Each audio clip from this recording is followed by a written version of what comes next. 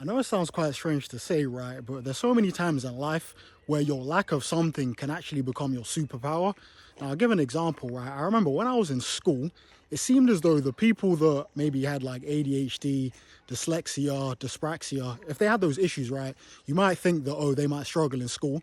But I noticed that, okay, those people had that. They seem to just actively work harder.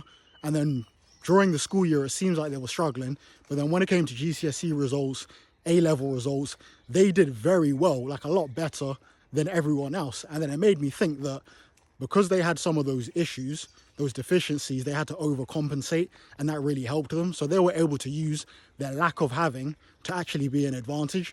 And even an example of, like, if you do public speaking, whenever I've gone to any public speaking classes, you'll notice that the person who's teaching it, they seem really confident. If you ask them about their story, 90% of the time, the reason they are the teacher is because maybe they were in a position where they were not good at public speaking. They lacked so much confidence, so they ended up going to so many of these classes to kind of overcompensate for that. And through practice, hundreds of times, then they became really good, and then they became confident enough to teach it. But again, their lack of having something made them overcompensate, and then they became a master at it.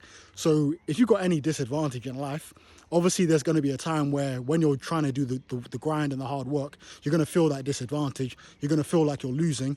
But if you do enough repetitions, eventually you're going to get to a point where you're actually better than average, and then you can become a master at your craft.